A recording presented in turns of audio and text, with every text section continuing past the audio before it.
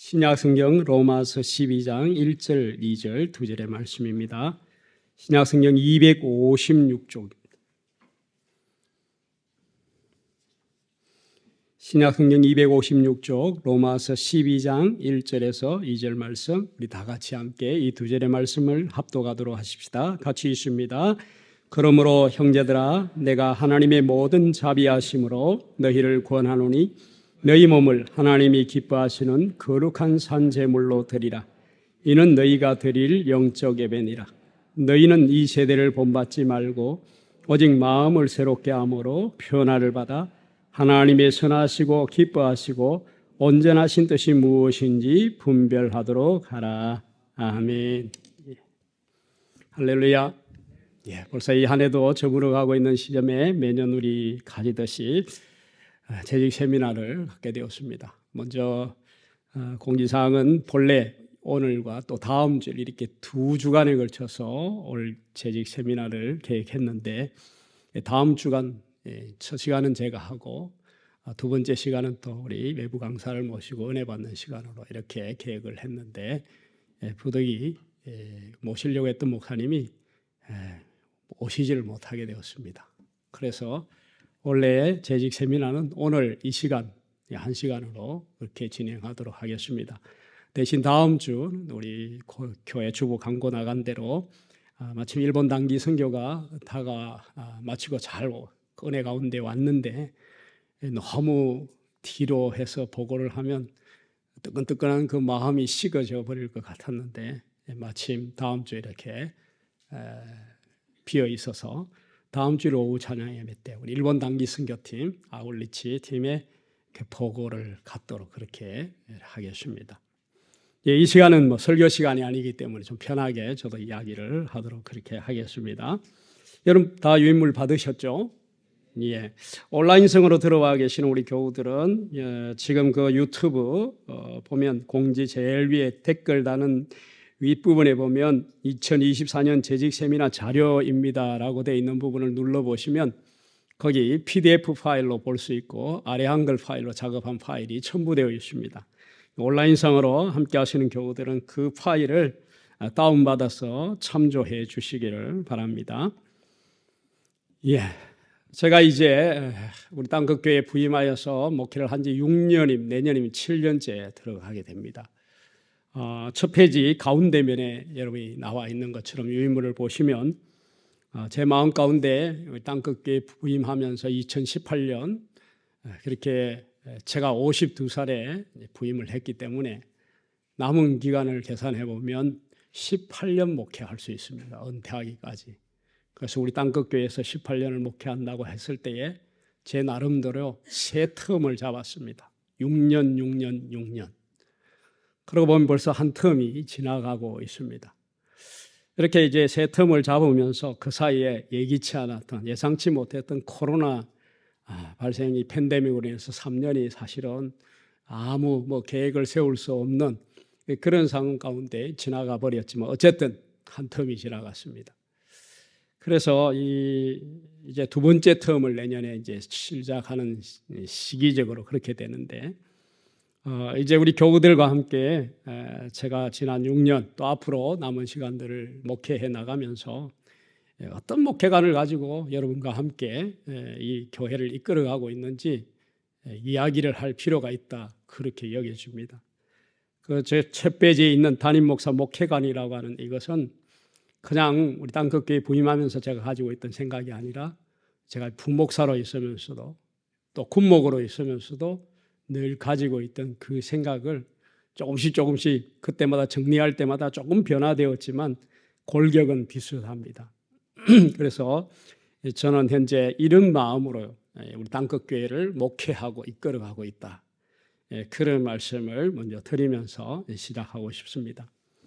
오늘 재직 세미나는 특별한 게 아니라 제가 가지고 있는 이런 목회관과 포함해서 2024년도 우리 굵직굵직한 목회 계획과 이 자료는 이제 오늘 우리 4차 정책당의 속회에 마쳤는데요. 아직 조금 미진한 것은 이제 12월 마지막 정기당회를 통해서 마무리를 하게 됩니다. 특별히 그래서 여기 있는 내용도 거의 한 90%에서 99% 정도는 이제 완료된 상황이지만 좀 변동될 수도 있다는 것을 여러분 염두에 두시고, 이 자료는 바로 정책 당회 자료의 요약을 이제 우리 재직들과 함께 나누기 위해서 여러분에게 제공하는 것입니다. 그걸 참조를 해 주시면 좋겠습니다. 담임 목사 앞에서 여러 가지 설교를 하고 또 목회의 여러 가지 행위들을 하는데 어떤 생각을 가지고 하는지를 교우들이 좀 이렇게 소통이 되었으면 좋겠다라는 생각을 하고 있습니다. 첫 번째, 저는 전임 목회라고 하는 이 개념을 가지고 있습니다.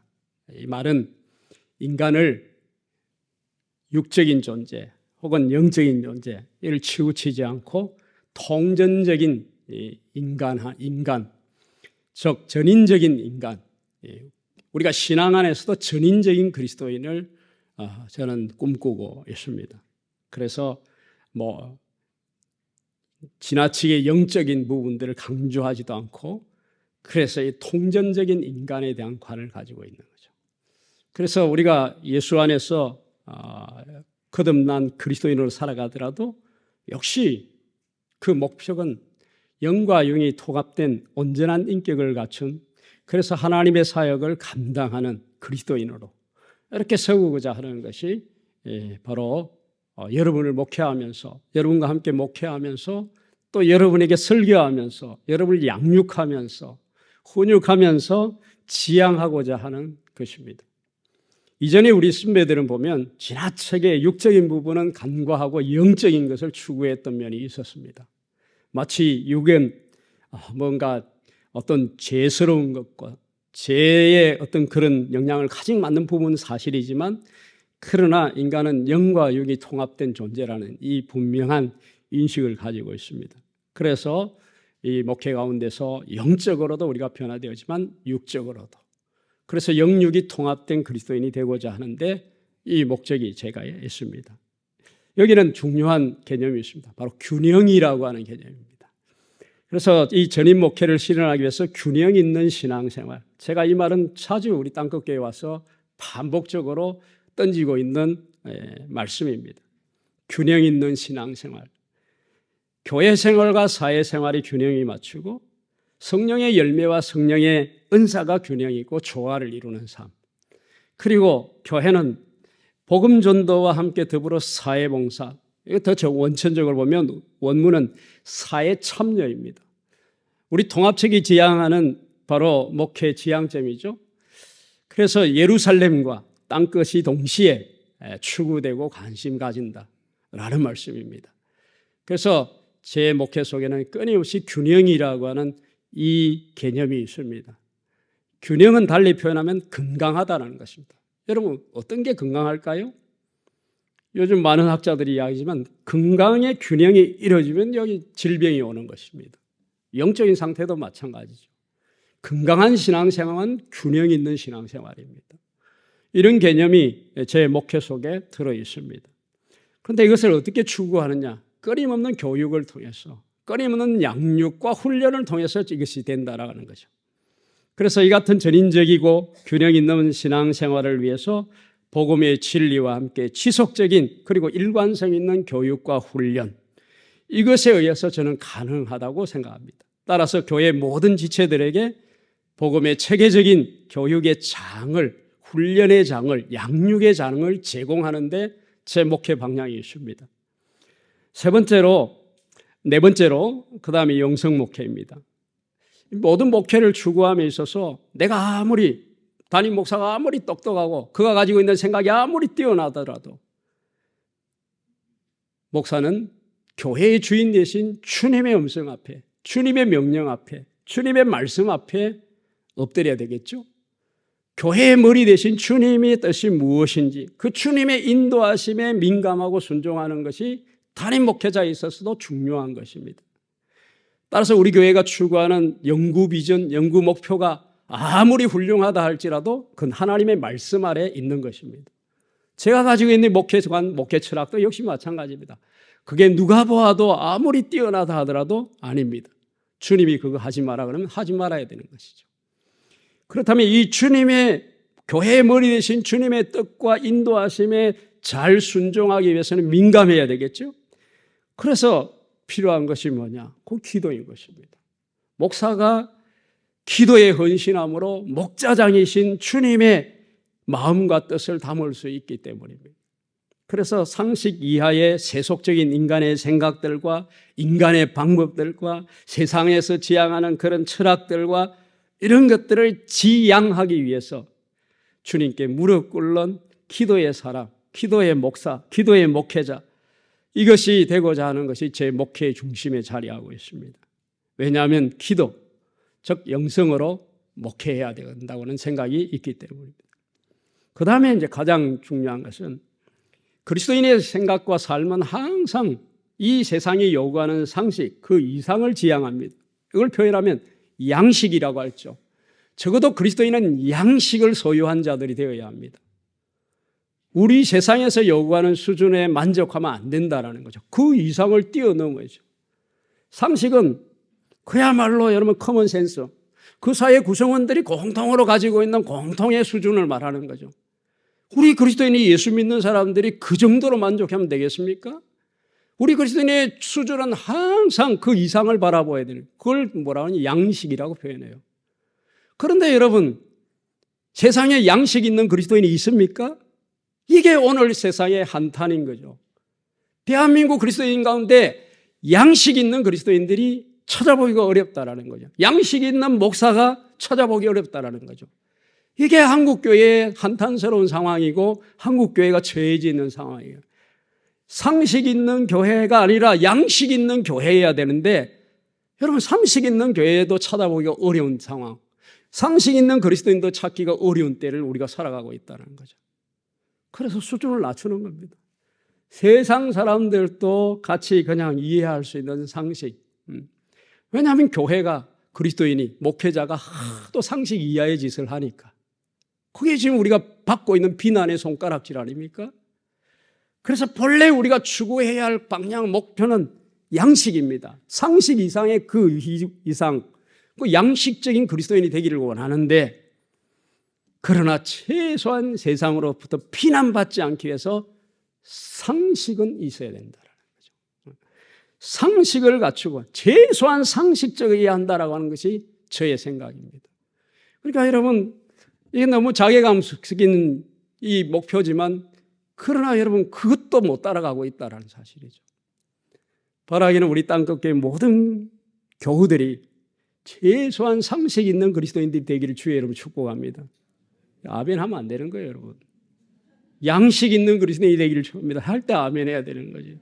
그만큼 우리 자화상이 이렇게 되었다 이 말이에요. 참 이런 이야기를 제가 앞에서 하고 있는 이야기가 참 하는 저도 참 자괴감이 들지만 한국 교회 상황이 그렇다 이 말이죠. 그리스도인이 세상에서 가지고 있는 도덕성을 가지고 있는 사람들이 상식적으로 생각하는 기준만 따라가도 세상은 우리를 존경합니다, 여러분. 왜 우리를 비난하죠? 자기들이 가지고 있는 기준보다도 못하는 그리스도인과 교회들이 많기 때문에 손가락질하는 거예요.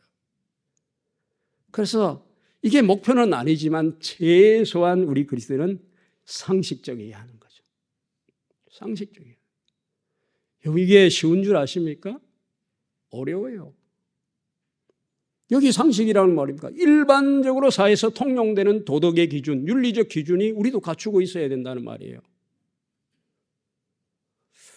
제가 우당교회 6년 하면서 저희 교회를 거쳐나간 목회자들이 많습니다. 뭐 파트 교육자도 있고 부교육자도 있는데 제가 와서 다 부교육자들에게 요청한 게 뭐냐면 상식 있는 목회자가 되자. 제가 이야기했습니다.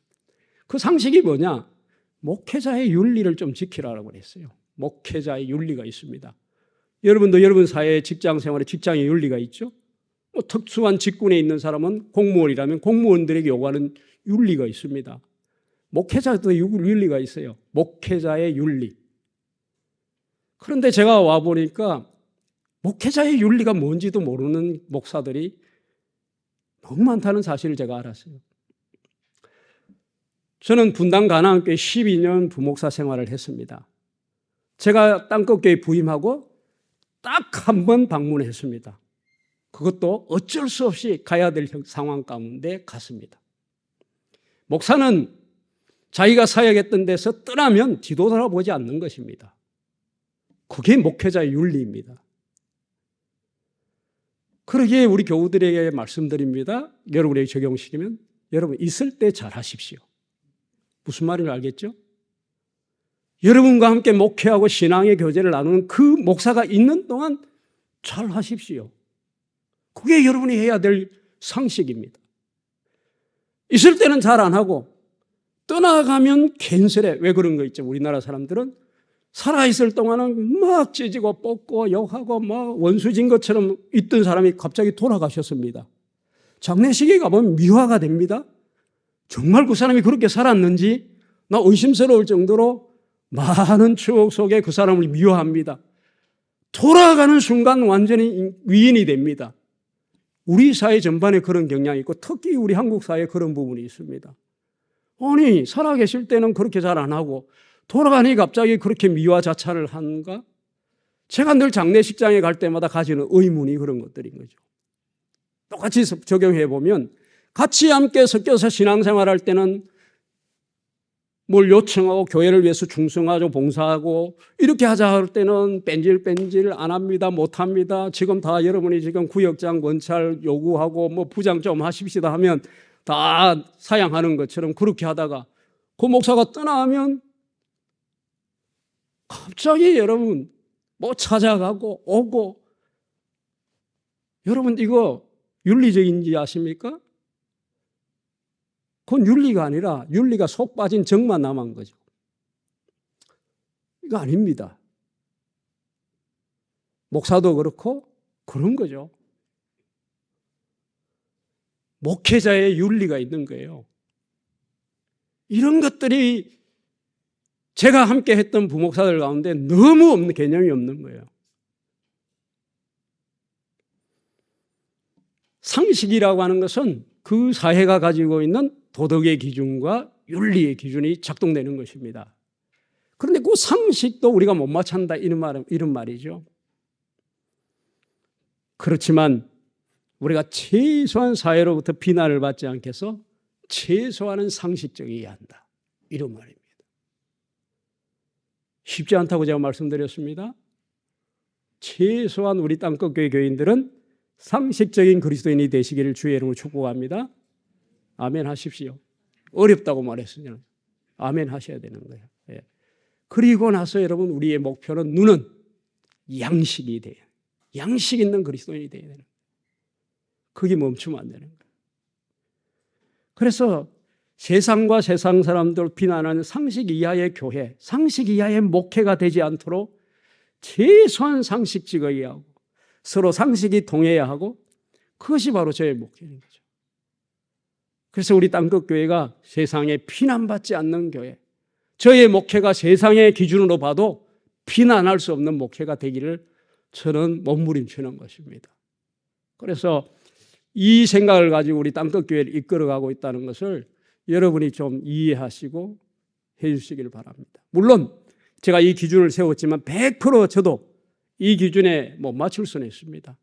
하지만 여러분 사람이 견줄 수 있어야 나중에 맞추기라도 하지 않겠습니까? 맞출 수 없다고 견주지도 않으면 그건 아예 포기하는 삶 아니겠습니까? 그래서 저는 제 나름대로 제 자신을 이 카테고리 안에 집어넣어서 제 자신을 눈을 안목을 높여놓는 것입니다. 바라기는 우리 땅끝 교회인들도 여러분 저와 함께 수준 있는 그리스도인이 되시기를 주의 이름으로 축복합니다. 그래서 우리 땅끝 교회는 균형이 있고 건강하고 그래서 정말 이를 위해서 늘 훈련과 양육에 우리 자신을 바치고 그래서 늘 내가 하고 있는 일이 주님께서 기뻐하시는 일인지 늘 점검하기 위해서 기도의 자리에 무릎을 꿇고 그 음성에 귀를 기울이고 그렇게 나아가는 이런 교회, 이런 성도, 이런 목회자 우리 함께 되기를 주의 이름으로 축복합니다. 저는 이런 생각을 가지고 지금도 6년째 달려오고 있고 아니 제가 목사가 되는 순간 이 개념을 저는 한 번도 잊어버리지 않고 저는 제 마음 속에 담고 있습니다. 그래서 앞서 말씀드린 것처럼 제가 18년 가운데 세 텀으로 나누어서 이제 내년부터 중요한 두 번째 텀 우리 땅끝교회 이제 그동안 제가 교인들을 만나고 신방하고 또 이런저런 잠깐의 시도와 또 이런 것을 통해서 이건 되겠구나. 우리 교회 수준에서 우리 교인들이 생각하는 것이 이런 부분에서 이런 부분으로는 나갈 수 있구나. 이런 것들이 어느 정도 제 감이 왔습니다. 그렇기 때문에 이제 2년 차에는 그것이 더욱더 구체화되고 확장되어서 그 방향으로 실행하게 나가게 될 것입니다. 그래서 이 중간 두 번째 6년의 텀이 가장 중요한 부분이라고 할 수 있는 것입니다. 이 일에 이제 우리 재직들이 함께 해 주시기를 바라고, 그러나 이것은 제 한 사람으로부터 나올 수 있고 나올 수 없는 것이기 때문에 제가 그래서 우리 장로님들에게 제안하는데 그 밑에 있는 땅끝교회 장기 목회에 위해서 신학이 있는 목회가 있는 신학을 위한 신학자문위원회를 제가 좀 구성하고 싶은 생각이 있습니다. 당장은 아니지만 이런 보관을 가지고, 그래서 제가 우리 땅끝교회 교인들과 함께 행했던 이 목회의 행위가 정말 바른 방향이 신학적으로도 이게 타당한지 라고 하는 이 신학자들의 자문을 제가 얻고 싶고, 또 신학자들은 우리 땅끝교회에 이루어진 이 목회를 통해서 그냥 이론적인 신학만 가르치는 게 아니라 좀 제공을 해줘. 우리 땅끝교회 목회에 일어난 이 목회의 현장이 목회자로서 앞으로 목회를 해 나가려는 신학생들에게 좀 제공되어져서, 그래서 신학이 있는 목회가 어떤 것인지를 좀 제공할 수 있는 통로가 서로 이렇게 유통이 되었으면 좋겠다라고 하는 것이 저의 소망입니다. 그래서 이제 성서신학이나 조직신학, 역사신학, 실천신학 분야의 신학자들에게 좀 이렇게 자문을 구하고 그들이 우리 땅끝교회 목회를 자문할 수 있는 이런 기구가 좀 있었으면 좋겠다라고 하는 것이 이제 저의 기도 제목이고 소망입니다. 이제 2024년도 우리가 세일을 하게 됐는데요. 여기에 앞서서 이제 내년도 해야 될 중요한 가운데 우리 교회 학교와 우리 교회를 계속 제가 이 일은 늘 마음속에 있으면서도 이 준비 과정이 필요하기 때문에 또 준비를 했다가 코로나가 터지면서 엎어져 버리고, 코로나가 이제 끝나서 또 준비하려고 하다가 사실은 원래 이 일을 시행하려고 했다가 교역자들이 싹 바뀌는 바람에 이것을 또 제가 먼저 교역자들이 서로 공유를 해야 되는 부분이 있기 때문에 이제 또 1년 뒤로 미루게 되었습니다. 우리 교회를 진단하고 싶습니다. 교회 학교를 진단하고 싶은 거죠. 그래서 컨설팅하는 단체에다가 기관에다가 맡겨서 우리 교회와 교회 대표적인 구성원들 각 분야별 연령층별로 소집을 해서 뽑아서 설문조사를 하고 거기에 대한 분석에 대한 컨설팅이 있습니다. 우리 교회가 정말 건강한지 뭐가 약한지 라고 하는 부분을 제가 하고 싶은데, 여기에서 가장 중요한 게 뭐냐 하면 그 교회의 비전과 목표가 뭐냐, 그 교회 담임 목사의 철학이 뭐냐, 이런 것들이 굉장히 중요한 부분을 작용하는데, 그 연구기관에서 그 컨설팅하는 기관들이 다니면서 하는 이야기가 뭐냐면 교인들한테 물어보면 도대체 그 교회는 왜 무슨 방향으로 나가는지를 알지를 못하더라는 거죠. 다행스럽게 제가 와서 보니까 우리 교회는 아주 중요한 개념의 교회 비전이 있습니다. 뭐죠? 크게 한번 이야기해보세요. 뭡니까? 쫑글쫑글. 예, 그래서 제가 70주년이 되는 때에 우리 70주년 준비위원회에서 이제 비전 발표회를 해야 된다라고 해서 저에게 과제가 주어졌습니다. 그래서 제가 가지고 있는 기본적인 목회에 대한 생각과 이런 것들을 가지고 있지만, 제가 우리 교회의 역사를 쭉 보면서 앞에 28년간 목회하고 간 목사님이 아주 중요한 개념을 수립해 놓은 게 있었어요. 그래서 제가 이것을 그대로 제가 계승하기로 제가 마음에 다했습니다. 그래서 70주년 예배사에 제가 그걸 개념을 그대로 가져오되 구체화하겠다라고 여러분에게 발표한 적이 있습니다. 기억하시는지 모르겠지만, 그래서 이게 우리 홈페이지에 걸려 있습니다. 반복되는 거겠지만 그런데 이게 참 중요하다고 생각합니다. 이런 한 해를 마무리 짓고 또 한 해를 출발하는 지점에 적어도 재직들은 우리 땅끝교회의 의미와 땅끝교회의 비전과 목표가 무엇인지를 다시 한번 우리가 공유할 필요가 있다, 그렇게 여기십니다. 우리 재직들이 안수 집사님과 권사님, 장로님들이 매 공예배 기도 시간에 여러분 하는 기도가 있잖아요. 거기 들어있습니다. 우리 재직들은 받으시지만 제가 공적 기도를 할 때 요구하는 반드시 들어가야 할 항목에 대한 안내문을 여러분 받으실 것입니다. 거기 그대로 들어있는 것입니다. 첫 번째, 땅끝교회 이름의 의미입니다. 1951년에 준비해가지고 사실은 52년 1월 첫 번째 주일날 우리 교회는 출발했습니다. 그래서 60주년이 되는 때에 영도중앙교회였던 이 교회 이름을 땅끝교회로 개명을 했습니다. 이 이름에 여러 가지 의미가 부여되어 있습니다. 땅끝교회 이 이름 속에는 우리 교회의 오늘과 내일이 들어있어요. 우리 교회의 현재와 미래가 들어있습니다. 그거 한번 보시겠습니까? 우리 같이 한번 읽읍시다. 첫 번째 뭡니까? 한번 같이 시작 읽읍시다. 땅끝은 부산 영도가 우리나라의 동남쪽 끝이므로 우리의 위치를 말해주는 이름입니다. 두 번째 땅끝은 사도행전 1장 8절의 선교 비전 그리고 선교적 교회의 비전을 말해줍니다. 세 번째 땅끝은 우리 세계의 마지막 순간까지 복음으로 전진해야 할 사명을 말해줍니다. 네 번째 땅끝은 변두리이므로 우리는 주변에 선 어려운 사람들에게 관심을 가집니다. 땅끝은 처음에는 변두리지만 나중에는 중심이 됩니다. 그래서 땅끝 부산 영도는 5대 양육제도를 향하는 관문이며 그 중심입니다. 여러분 땅끝이라는 이름의 의미 속에 이 여섯 가지가 들어 있었어요.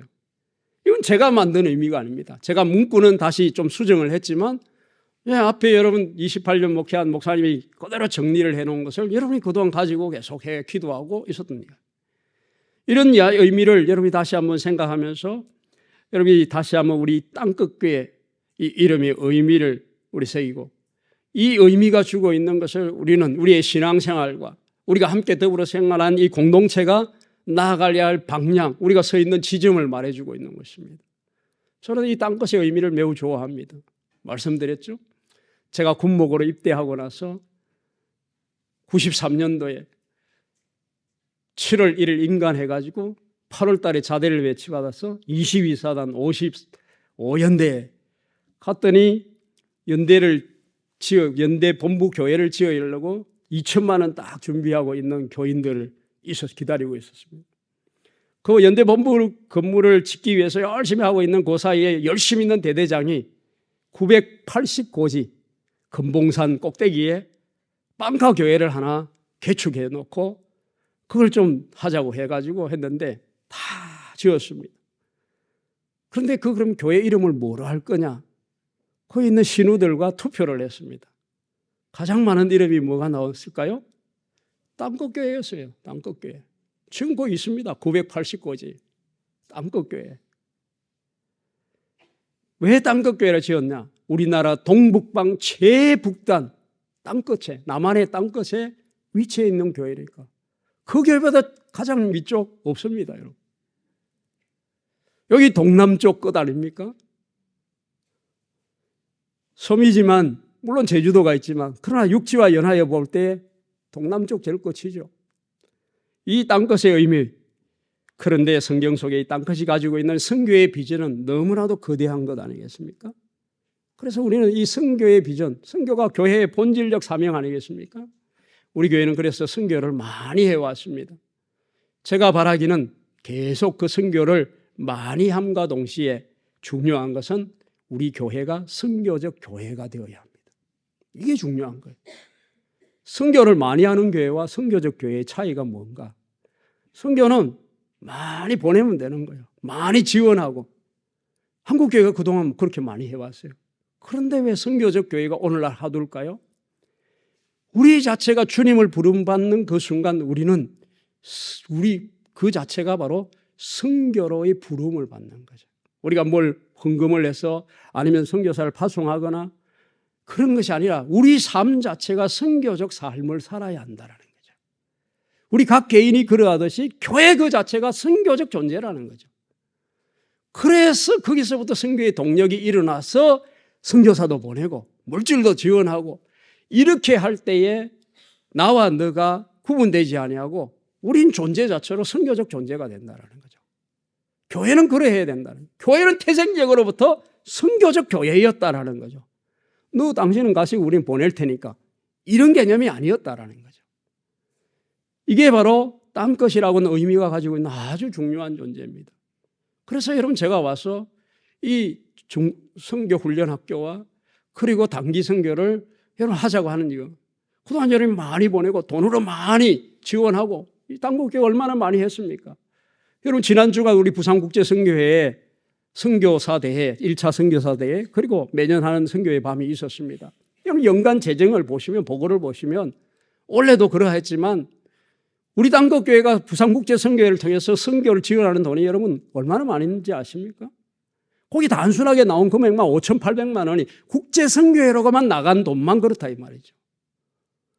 이건 여러분 어마어마한 교회죠. 어마어마한 금액이 나온 거죠.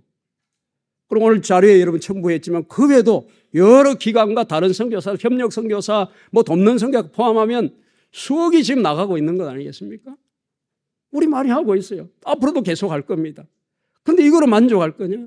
하나님이 우리를 부르신 이유가 그건가? 그건 아니다는 거죠. 그것도 하지만 우리 자체가 선교적 존재가 되어야 된다는 거죠. 그래서 우리가 함께 모여있는 이 교회, 선교적 교회인 것입니다. 이게 궁극적으로 우리가 표방하는 그 이름 속에 들어있는 것입니다. 그래서 우리는 다음 세대를 세우고 뿐만 아니라 우리 영도 지역에 얼마나 어르신들이 많습니까? 그래서 제가 여기 전 세대를 집어넣은 거예요. 다음 세대 말하지만 여러분 다음 세대 세워놓고 그 다음에 노인 세대 장년성이 없으면 어떡할 거예요?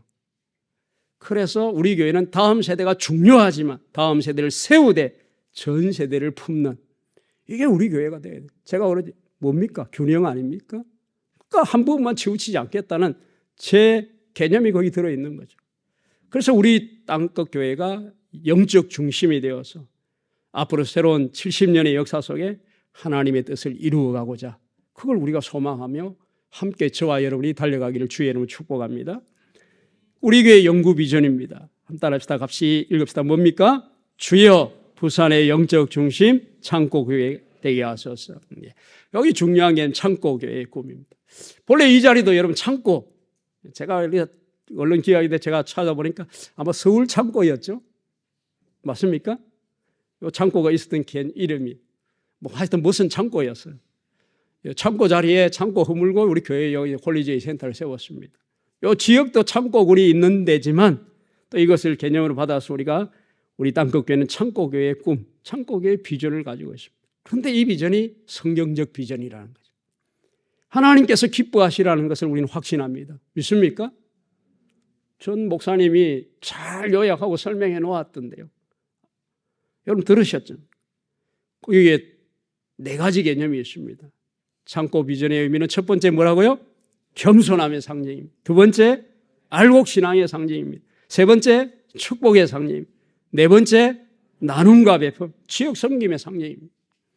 그래서 정말 화려한 호텔이 아니라 정말 겸손하고 소박하지 예수님의 마국간과 같은 창고교회, 그거 우리 되게 소망합니다.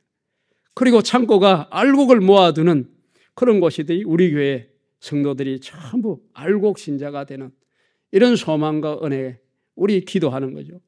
또한 창고가 곡식과 받은 복을 쌓아두는 곳이듯이 우리 교회와 성도들이 하나님의 복을 받기를 간절히 구합니다. 그래서 받은 그 복을 이 지역사회에 필요한 자들, 우리가 섬기고 베풀고 나누는 이 창고 비전, 이걸 우리가 함께 기억하면서 나아가기를 원합니다. 그래서 제가 70주년에 이 3가지 개념, 영적 중심, 땅끝교회, 영적 중심, 그리고 창고교회. 그럼 어떻게 이것을 비전과 표어로는 가지고 있지만 실천해 낼 것인가? 그 다음에 뭐 연구 목표가 있더라고요. 연구 목표가 무엇입니까? 네, 요것과 연결시켰습니다. 그래서 우리 땅끝교회는 땅끝교회 이름 그대로 선교하는 교회에서 이때까지 잘했습니다. 계속 그렇게 할 겁니다. 그러나 근본적으로 선교적 교회로서 우리 땅끝교회에 자리매김을 하고 정체성을 가지고 이 선교를 통해서 하나님을 영화롭게 하는 교회가 되기를 주의 이름으로 축복합니다. 그 다음에 영적 중심. 도대체 우리 땅끝교회가 이 부산의 영적 중심을 어떻게 해서 될 수 있을까요? 뭐 여러 가지 있겠죠. 이 부분은 많이 바뀔 수 있습니다. 그러나 지금 당면한 문제가 뭡니까? 다음 세대가 없어지고 있습니다. 그렇지만 영도는 또 현실적으로 노인 세대가 많은 지역입니다. 그래서 다음 세대를 세우면서 그리고 전 세대 품는 교회로서, 그래서 제가 여기 구체적으로 70주년 때 말씀드렸습니다. 우리 땅끝교회가 교육을 통해서 부산의 영적 중심이 좀 되자.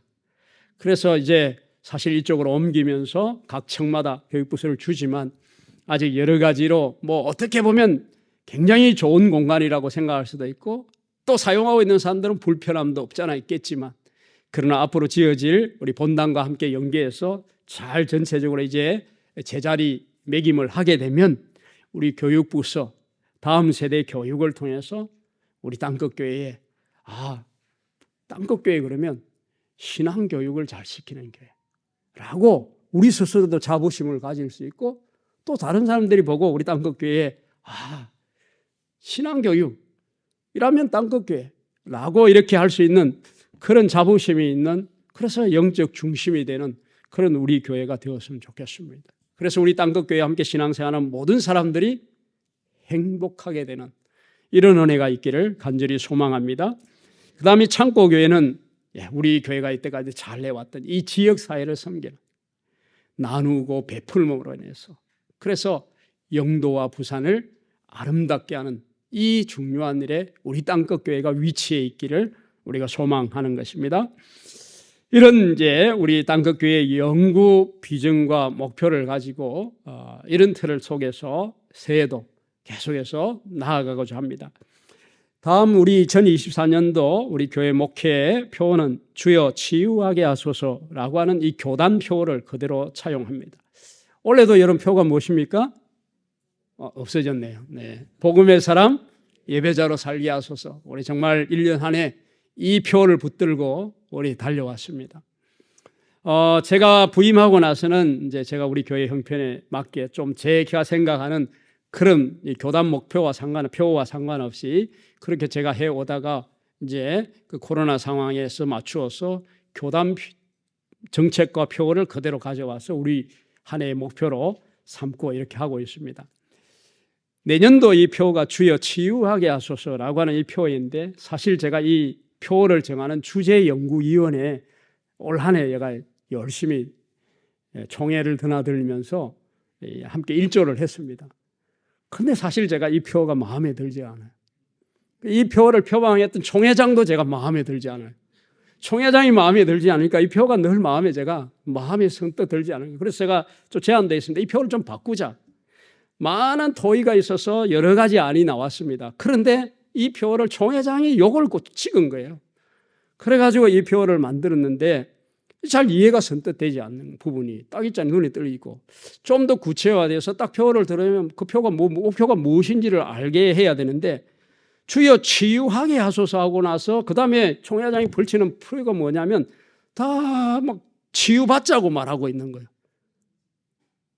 이상하잖아요. 그죠? 이 언밸런스 나는 부분도 있고 해서 막 논쟁이 하여튼 많았지만 이렇게 되었어요. 그러나 이제 이 표를 연구를 통해서 제가 의도가 무엇인지를 알기 때문에 그대로 차용해서 하고 있습니다. 핵심은 치유와 회복입니다. 그래서 내년에 우리가 치유와 회복에 중점을 맞추어서 그렇게 해나가려고 합니다. 그래서 내년에 목회 중점 사항을 보면 3번을 한번 보십시오. 치유와 회복을 위한 기도와 영성이었습니다. 올해 시작한 중보기도 사역과 교회적 중보기도 그리고 각종 기도회를 활성화를 통해서 우리가 영적으로 회복되기를 원합니다. 이걸 계속해서 내년에 하게 될 거고 그 다음에 주제가 치유니까 내년에 치유에 대한 그리고 또 상담 사역을 준비하고 그 다음에 더 나가서 이제 제가 1월 첫째 주에 주제에 대한 설교를 하면서 우리 교우들에게 요청하게 될 텐데요.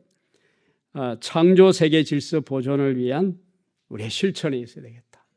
지금 지구가 몸살을 앓고 있고 지금 여러분 날씨가 지금 몇 도입니까? 오늘 제가 3부 예배 설교할 때 너무 더워가지고 막 우통을 벗고 싶을 정도로 힘들었습니다. 지금 여러분 덥죠? 겨울인데 지금 추워야 되는데 지금 이상기후는 왜 왔죠? 환경오염. 우리가 지구를 잘못 다루어서 잘못 사용해가지고 벌어진 일이에요. 그래서 여러분 여기에 주여 치유하게 이 치유의 개념에는 우리 각 개인의 치유뿐만 아니라 우리가 살고 있는 환경에 대한 것까지 관심이 들어있는 거예요. 굉장히 광범위한 의미를 담고 있습니다. 그런데 우리가 이런 가운데 실천할 수 있는 것이 과연 무엇일까요?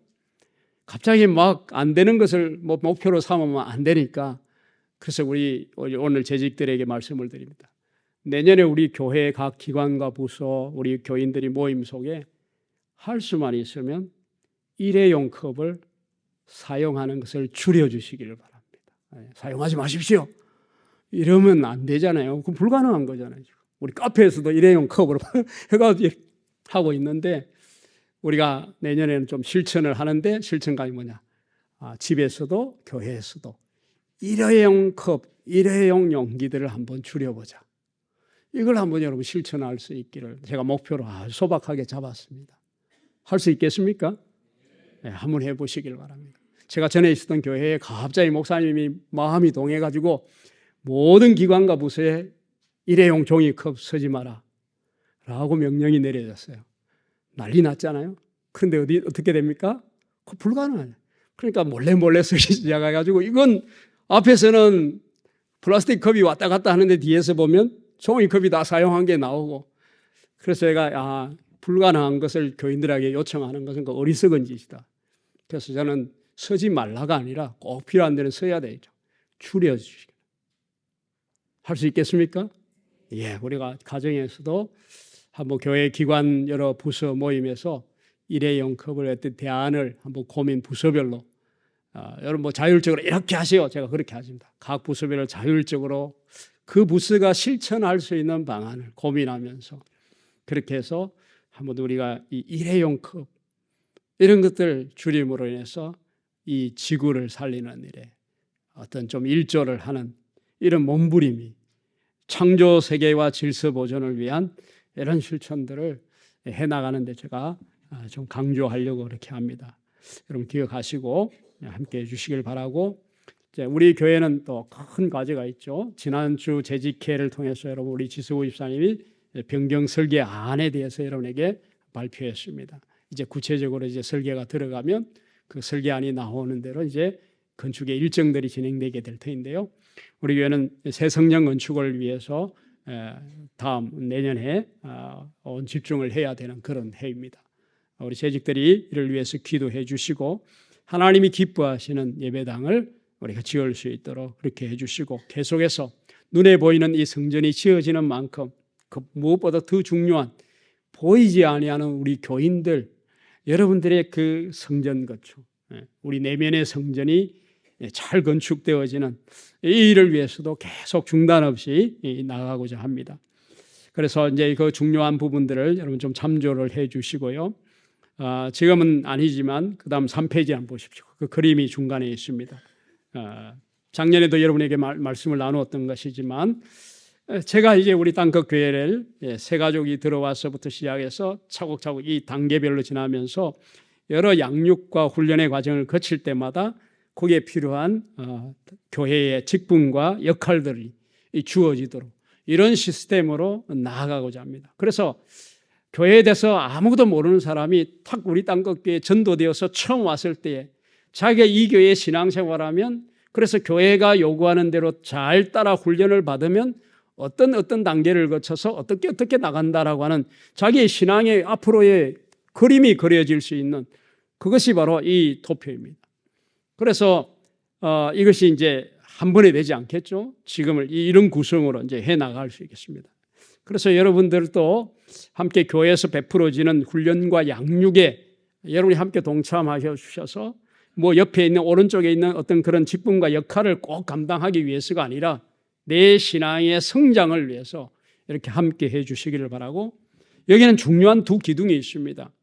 바로 교회 소그룹이라 할 수 있는 구역과 그리고 남녀 성교회, 이 두 기둥이 우리 교회에 아주 구성되어서 우리 교회도 작은 교회가 아니지 않습니까? 또 우리 예배가 1부, 2부, 3부, 청년부까지 4부가 되어 있기 때문에 우리가 한번 습관을 들이면 1부를 나가고 2부만 나가면 그 예배만 나가게 됩니다. 그렇게 되면 우리도 다른 부에 예배 드리고 있는 교인들을 알지 못해요. 이 말은 무슨 말이냐면 함께 예배를 드리지만 우리가 한 몸으로 한 땅끝 교회라는 공동체 속에 있지만 교회 규모상 우리는 뭔가 부족함이 있다라는 거죠. 함께 신앙생활하는 사람의 이름도 모르고 얼굴도 모르면서 우리는 한 지체라고 생각하고 있는 이런 문제가 있다라는 거죠. 이 보안이 어디냐? 그게 소그룹입니다. 그래서 구역이 중요하고 작은 교회 중요하고 그리고 성교회가 중요한 거예요. 그래서 남녀 성교회와 구역을 통해서 교제와 양육을 통해서 이 큰 그 교회의 이 부족한 부분들을 이 양 기둥이 채우는 보조하는 역할을 해야 한다라는 거죠.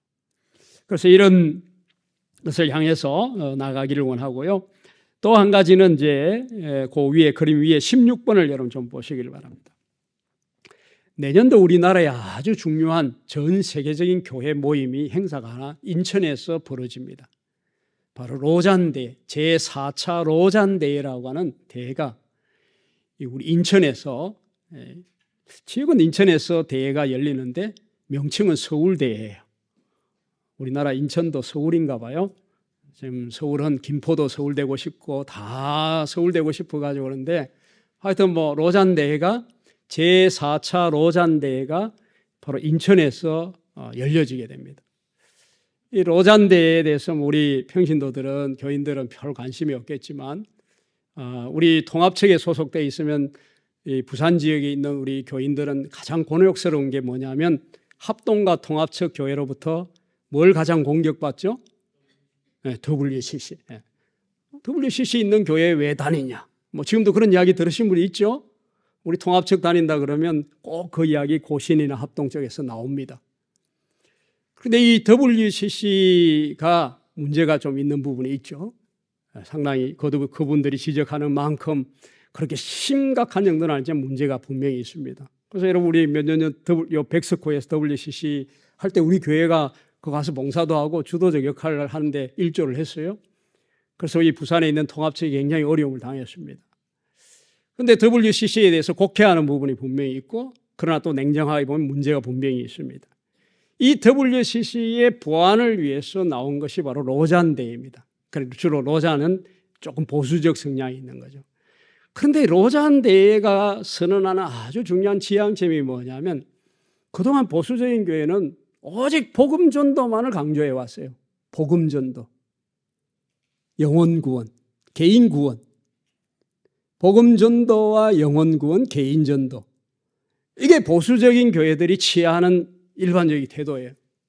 그런데 여기 WCC는 그 개인전도, 복음전도, 영혼구원보다는 뭐에 관심이 있냐면 사회 참여에 관심이 있어요. 구조적인 문제, 구조적인 제약에 대해서 막 비난하고 그래서 심지어 남미에서는 총칼을 들고 독재와 싸우는 무력까지 써서라도 해야 된다. 그게 바로 WCC의 기류예요. 그런데 여러분 이 로잔대회에서 뭐라고 선언했느냐 하면 교회는 복음 전도와 플러스 사회 참여를 해야 된다라고 선언한 거예요. 놀라운 일이 벌어진 거예요. 그게 로잔대회예요. 그래서 뭐냐면 로잔대회가 복음 전도만 열심히 해보니까 이거 아니다라는 거죠. 알은 거죠. 한 사회를 바꾸고 구성하는 데는 개인도 구원되어야지만 그 사회의 공동체도 구원함을 받아야 된다. 그러기 위해서는 사회봉사와 사회 참여가 필요하다라고 인식하게 된 거죠.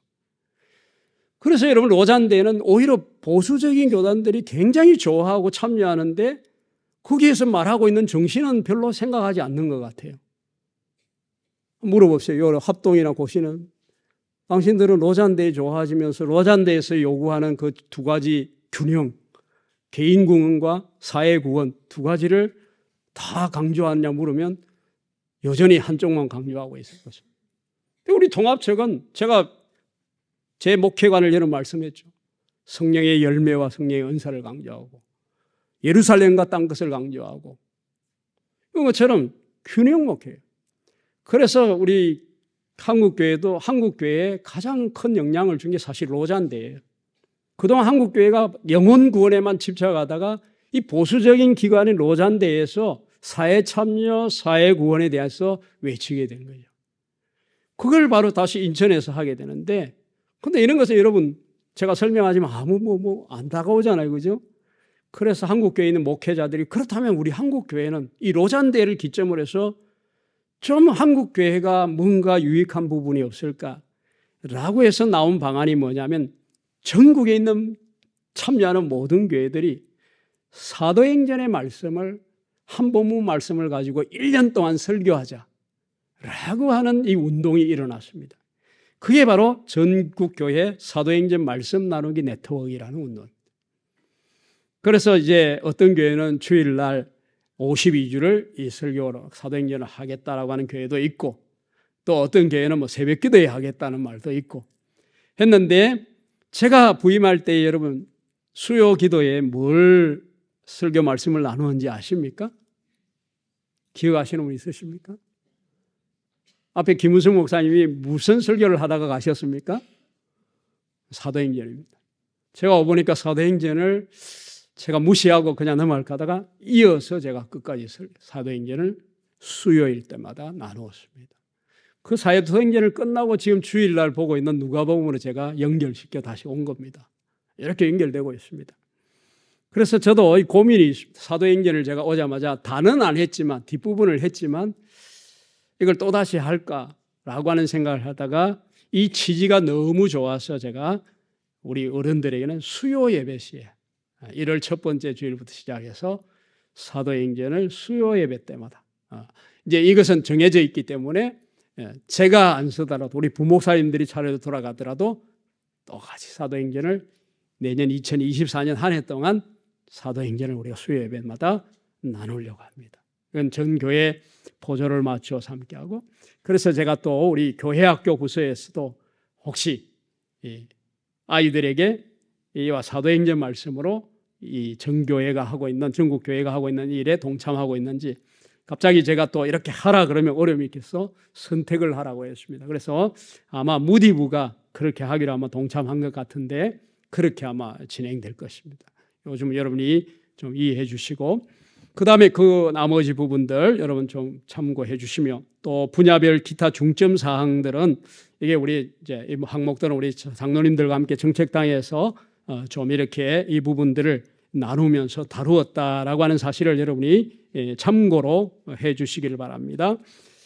그 다음에 2024년 교회력 기타 주일들은 내년도 그렇게 됩니다. 2024년 재직 임면 사항입니다. 시무항존직 변동자가 있습니다. 은퇴하시는 우리 원사님, 올 연말로 은퇴하시는 원사님만 우리 5분, 그리고 전출 1명이 있고요. 또 전입한 우리 은퇴안종직 1분 계시고, 그 다음에 은퇴항존직 변동자 가운데서 별세하신 분 1분, 또 전출하신 분 2분.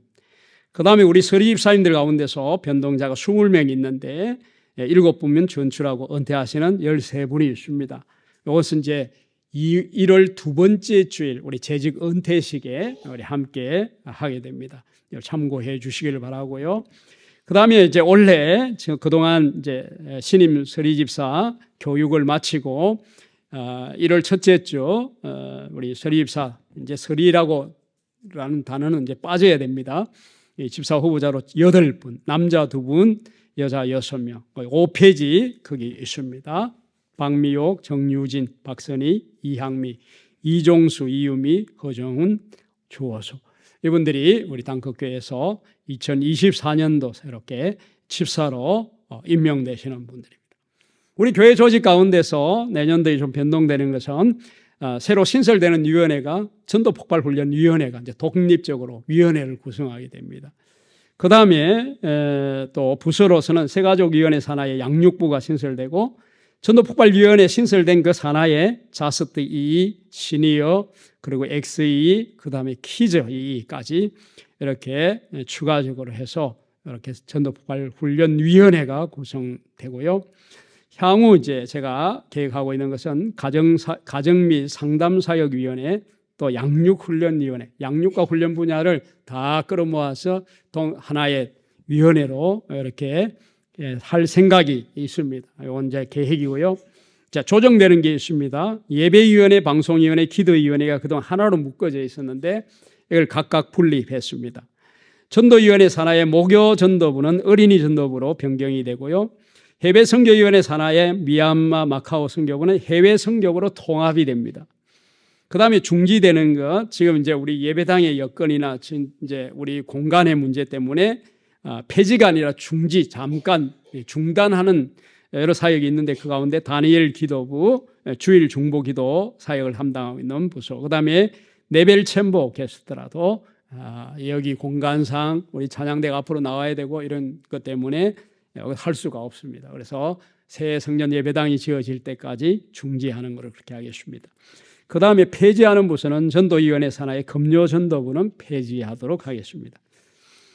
그 다음에 이제 우리 교역자들 그 현황들은 여러분 참고로 해 주시기를 바랍니다.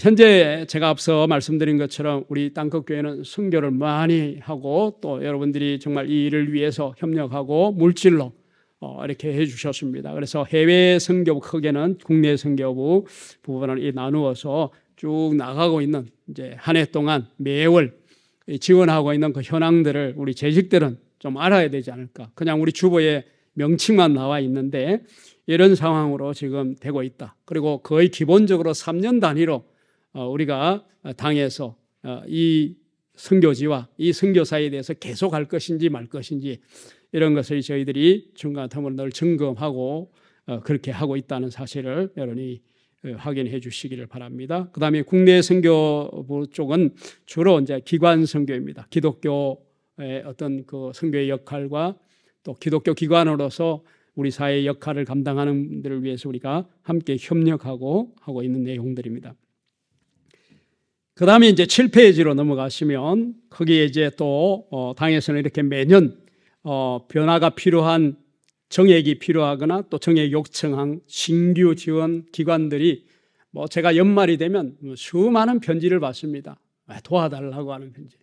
그거 다 우리 교회가 다 했으면 좋겠지만 우리 교회도 재정이 한정되어 있고 그분들의 요구를 다 들어줄 수는 없지만 그 내용들을 제가 살펴보고 그래서 이제 정책당회 때 내어놓고 이런 기관은 원래 우리 땅끝교회가 새롭게 한번 도와주십시다 라고 이렇게 하게 되면 이렇게 결정되는 부분들이 그 연중 매월 신규 지원 요청 기관들이 그렇게 됩니다. 원래는 다시 창조과학회 부산지부가 그전에 했었습니다. 그런데 잘 이 보고도 안 되고 중간에 뭔가 오해 커뮤니케이션이 좀 돼가지고 이렇게 중단되었다가 원래 다시 그쪽 요청도 있고 해서 재개되고 그다음 미래목회연구회 한국전도폭발운동훈련본부 또 32산 신병교육대 교회 미얀마 현지교회 신학생 목회자 양성후원 등 이런 부분들이 새롭게 당회를 통해서 원래 신규 지원되는 부분이고요.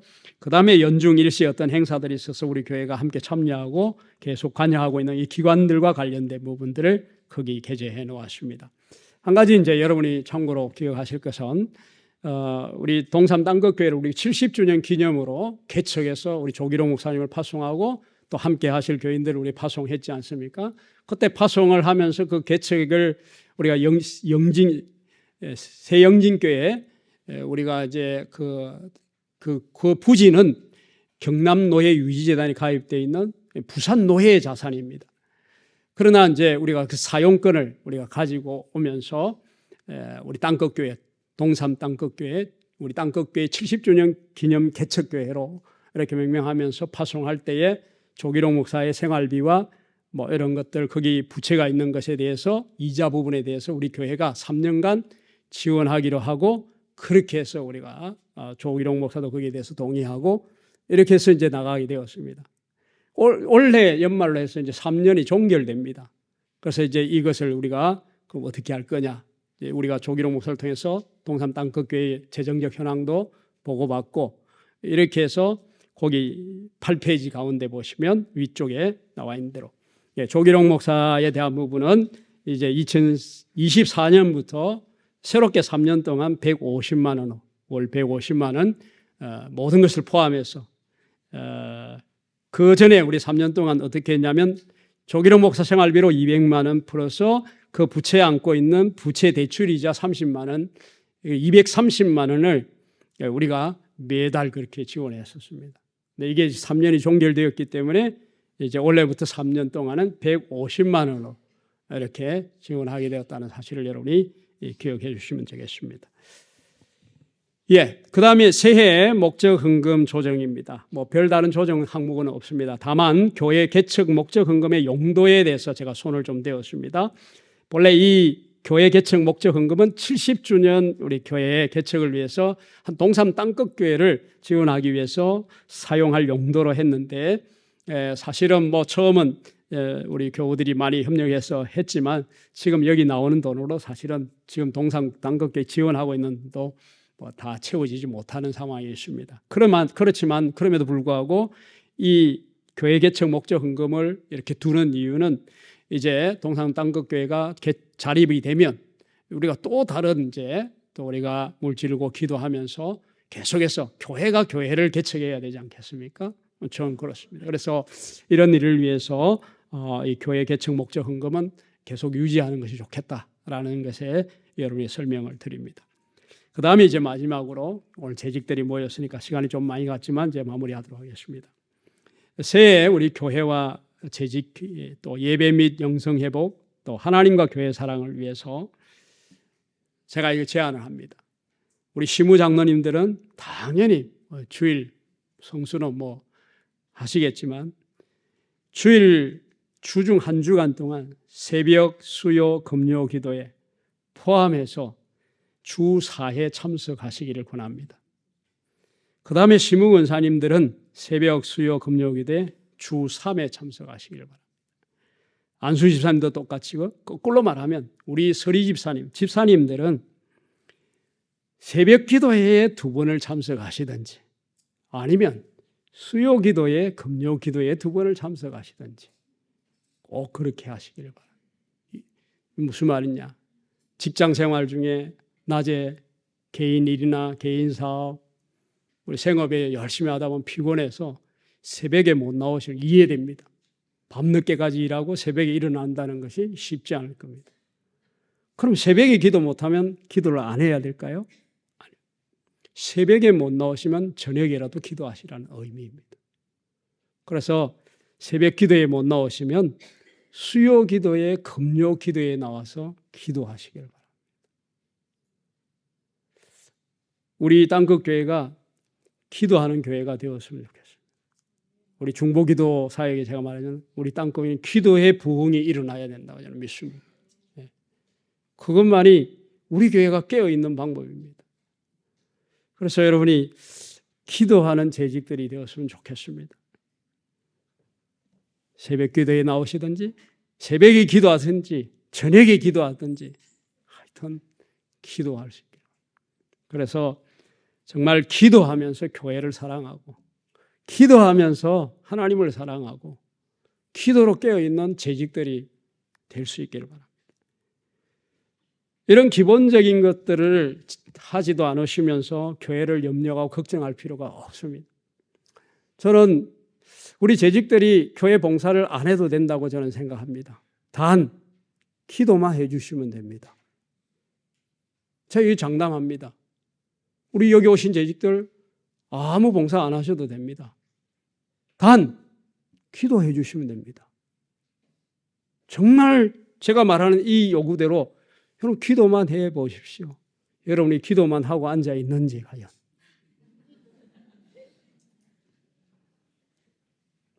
저는 우리 새가족들이 많이 들어오는데요. 우리 교인들이 좀 안 그랬으면 좋겠어요. 일을 시켜서 교회에 적응시키려고 하는 분들이 많습니다. 저 절대 반대입니다. 아니요. 예수님을 알고 하나님을 알면 그 교회에 적응합니다. 우리 재직들이 정말 무엇이 중요한지를 좀 알았으면 좋겠습니다. 왜냐하면 우리 교회에 보니까 기도합시다, 예배합시다 이런 자는 잘 안 나타나요. 그런데 뭘 좀 일합시다 그러면 너무 많이 나타나는 거죠. 이 비율을 보면 그렇다 이 말이죠. 여러분이 무엇에 길들여져 있는지가 보여주는 단적인 모습이잖아요. 제가 일 중심입니다. 사실 우리 부목사님들한테 물어보십시오. 얼마나 닥달하고 그런지. 그런데 여러분 사실은 일보다 중요한 게 뭡니까? 우리가 하나님 앞에서 우리가 어떤 존재로 서는 것이 더 중요해요. 재직은 딴 거 없어요. 가장 기본적인 건 기도하는 일을 해주시면 되는 거예요. 우리 권사님들 뭐라고요? 기도하는 권사님 되면 되는 거예요. 어느 교회든지 존경받는 권사님은 뭐냐? 그 교회 기도하는 권사님이에요. 기도해 주시면 되는 거예요. 우리 교회 기도가 부흥이 일어나면 여러분 일 안 해도 하나님께서 일하시는 사람 보내주실 거예요. 저는 믿습니다. 그거예요. 근데 우리가 자꾸 기도는 하지 않고 일을 하려다 보니까 거기 자꾸 불의 밤이 나고 지치고 상하고 번아웃이 되고. 여러분, 저는 피부적으로 느낍니다. 내가 하나님 앞에 바로 서 있고 더욱 영적으로 깨어있는 기도가 우리에게 필요하구나.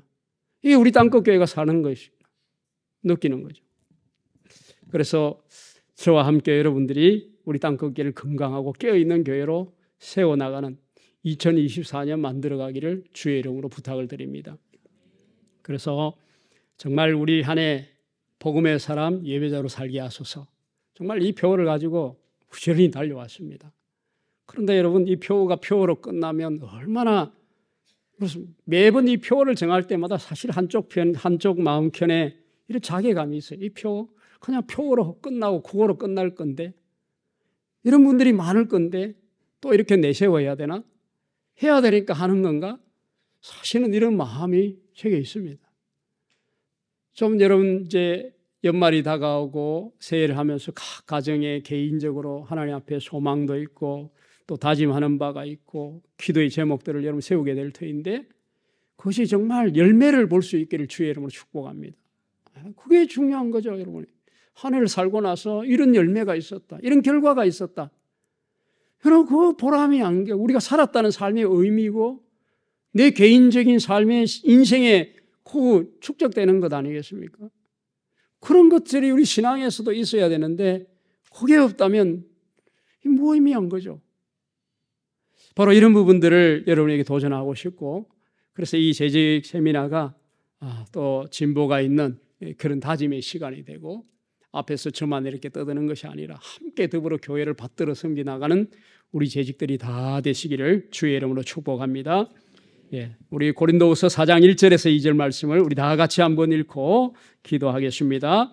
시작. 사람이 마땅히 우리를 그리스도의 일꾼이요 하나님의 비밀을 맡은 자로 여길지어다. 그리고 맡은 자들에게 구할 것은 충성이니라. 아멘. 기도하십시다. 자비하신 아버지 하나님, 은혜를 감사합니다. 이 시간 우리 땅끝교회 재직들이 함께 모여서 또 한 해를 정리하면서 또 새해를 준비하며 하나님 앞에 기도할 수 있도록 인도하여 주심을 감사합니다. 주님, 우리 땅끝교회를 이곳에 세우신 하나님의 이유와 목적이 있는 줄 믿습니다. 아버지 하나님, 앞선 선배들 통해서 세운 그 비전과 그 목표를 다시 한번 우리가 새롭게 해석하고 마음에 새기며 하나님의 뜻을 구하며 달려가는 우리 교회 되게 하여 주시옵소서. 우리 교회가 가지고 있는 이 명실 분명한 아버지 하나님 이 표와 목적대로 하나님을 영화롭게, 사람을 행복하게, 부산을 아름답게 하는 교회 되게 하여 주시옵소서. 자비하신 하나님께서 우리 지체된 모든 재직들 한 분 한 분의 마음속에도 이 거룩한 목표를 주셔서 아버지 하나님 합력하여 선을 이루는 아름다운 역사가 있게 하여 주시옵소서. 예수님의 이름으로 기도하옵나이다. 아멘.